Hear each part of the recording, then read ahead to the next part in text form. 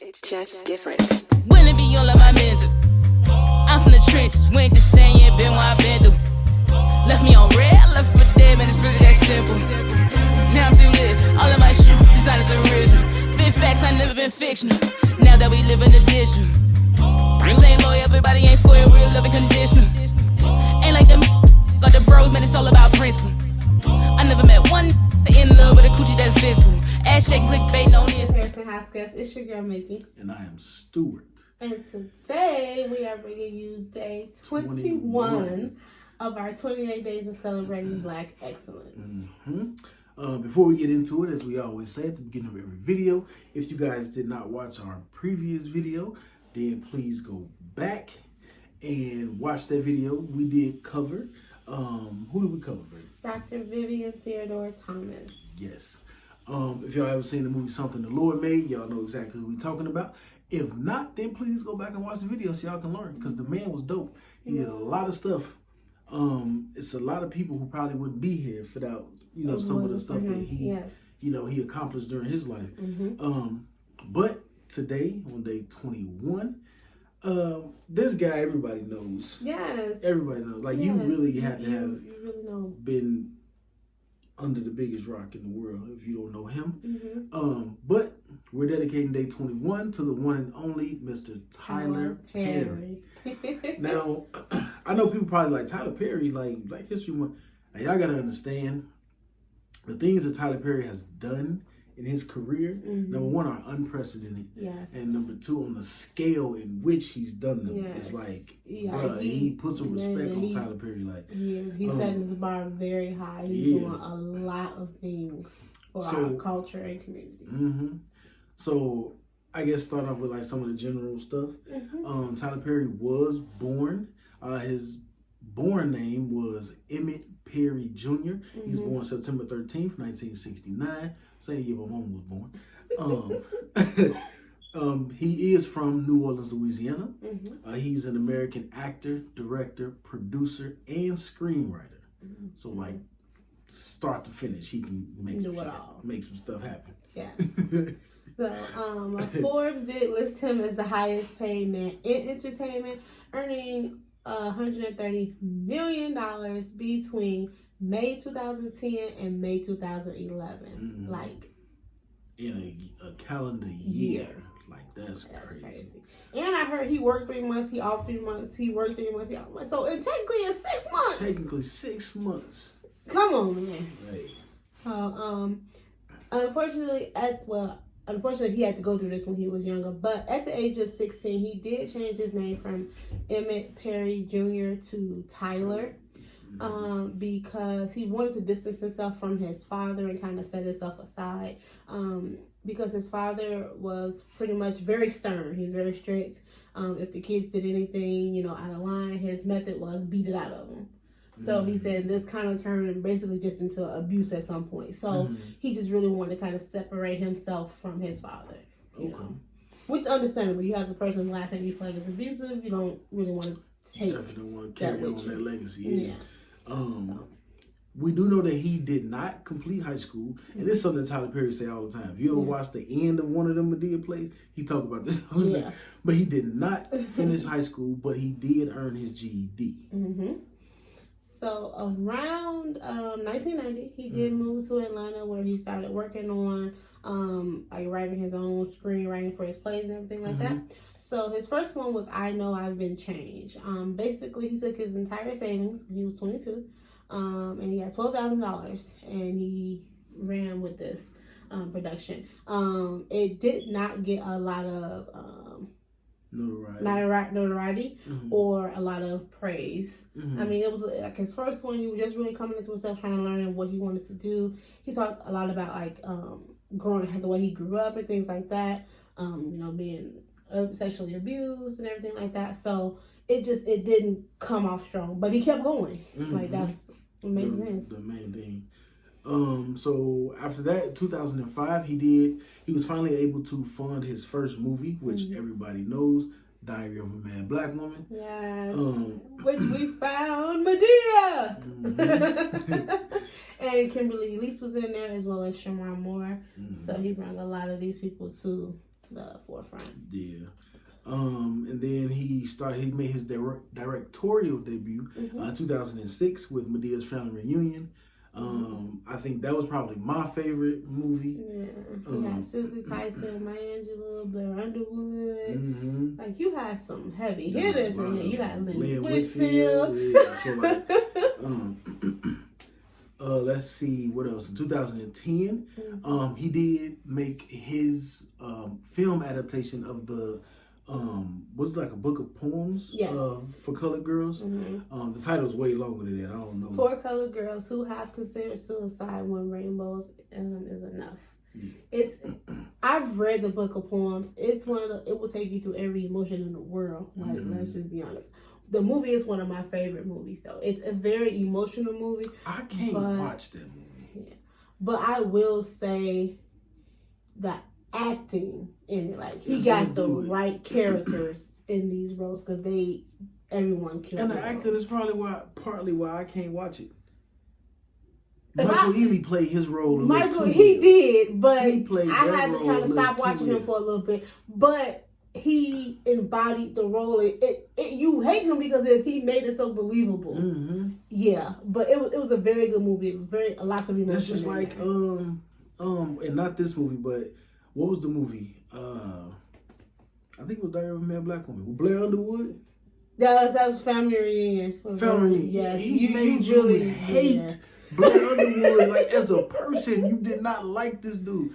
But this Tyler Perry, his writing and his ability to pick the right person for the role. Yes. And it's just like, obviously, we don't think Blair Underwood is like that. Really. No, but you know, in the movie, boy, he gonna catch this. I couldn't wait for him to get them grits in that skilling pan. I couldn't wait. But so in 2015, he actually produced his first animated film, which was Medea's Tough Love, which I watch with my kids all the time. Like, and one thing I love about Medea, his character Medea, is she is relatable.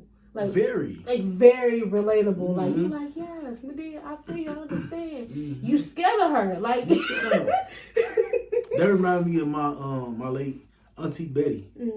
Auntie Betty did not play. No. She did not play, and she reminds me of Medea so much. Could be the sweetest, funnest person ever, but if you mess up, could be that one. And it was all done with love. All done with love. Beat you while she's saying how much she love you, you know. Tyler Perry's films are produced and distributed by Lionsgate, but co-produced by Lionsgate, but he still retains all the full copyright and ownership under the corporate name Tyler Perry Studios. And one thing I also noticed is, you notice when his movies come up, you see Tyler Perry Studios before you see Lionsgate. Yeah, so it's like, put some respect on his name. Like, he's out here, you're gonna know this was his film. You know what I mean? So, also, he started his first TV show. Was the House of Pain sitcom.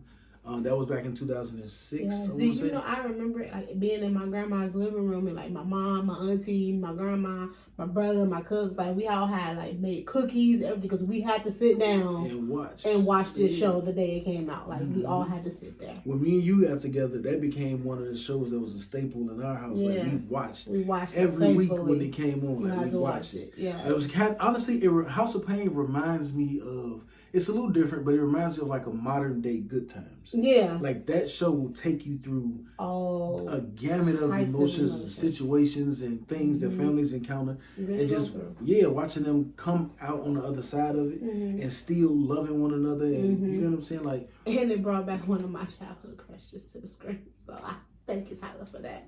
And brought back Alan Payne. This guy. But, yeah, I guess. But he did back then in 2012. He partnered with Oprah Winfrey, and her company OWN. And they produced a lot of TV shows came from like that. It's pretty much like a soap opera. The Haves and Have-Nots. It's like an hour long. Just like a soap opera. Like, I've never watched it, but it got a huge following, and it's still going. Yeah. Like still. In 2015, he acquired a 330-acre former military base Fort McPherson's in Atlanta, which he converted into his studio. And I remember he did a speech at the BET Awards where he said that was like pretty racist area. Yeah. And, like they had like slaves and stuff like that. Yeah, it was on that land. And yeah, originally it was used for, I think it was like a plantation or something like that. wow. I think, I could be wrong, but it was something like that he said in his speech. He was saying how triumphant it was that now black people own that land and they creating on that land and making money and giving jobs and opportunities to other black people on that land. Like, so that was super dope. Like, if you wasn't a fan of Tyler Perry before that speech, you was after that. Yeah, because like, that speech, boy, woo! It was riveting. Like, you know what I'm saying? Something I didn't know. Because I love this movie. I didn't know this either. I love this movie. Okay. So I don't know if y'all know, but in 2018, a movie like Black Panther came out. Yeah, just a little movie. Just a little movie. I don't know if y'all familiar. But that movie was actually one of the first movies to be filmed on one of his sets. Yes. Tyler Perry Studios. Like that, I did not know that. And it just makes me like the movie even more. Like now, like I want to go watch it like right now. Like that's crazy. Definitely didn't know that. Definitely did not know that. But he does have, Tyler Perry Studios is one of the largest film studios in the nation. And it actually, him owning it and creating it established him as the first African American to outright own a major film studio. Yes. So it's like, it's huge. Yeah, we always talk about how difficult it is for actors and actresses of African American descent to get jobs and get roles in Hollywood. And so Tyler Perry said, okay, you know what? We're going to make our own Hollywood. Like Black Hollywood, everybody know is Atlanta, Georgia. Yes. Atlanta. If you want to get on, you want to become a movie star or whatever, you go to Atlanta, that's a good head start. And I like how when he first opened it, he had it's like a sound stage that's like Will Smith's.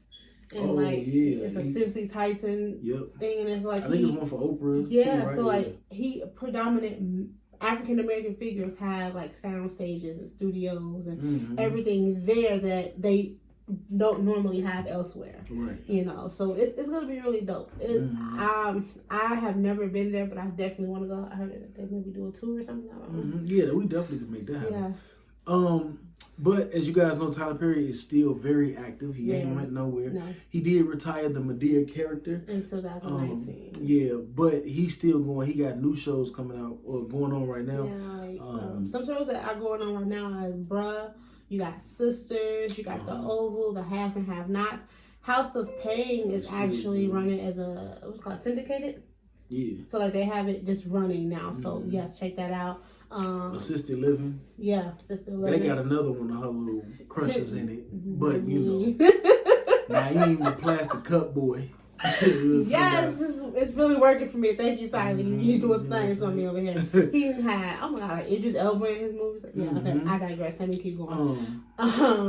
But he's had over 20 plays between 1998 and 2019, and I have a lot of them. They're not going nowhere. I love me some Medea. Okay, call it what you want. I love it. I know some people don't agree with hit the character, the Medea character, or the fact that he played the Medea character. Me personally, I wouldn't do it, but I'm not gonna knock this man's hustle and the example that he set as far as how to get out there and get it. So you know what I'm saying? The people he's touched, by the character being so relatable, a lot more people gravitate to it, and you actually listen enough to catch the messages that he's sending. Because he definitely be dropping some gems. This character, you know what I mean? So yeah, and I think he said the best in Big Happy Family Play when he was like, "I am so secure in myself. I will get on this stage in a dress to take care of my family." What? Okay, yeah. But I mean, his movies are okay, first of all, let's just talk about the movie Acrimony.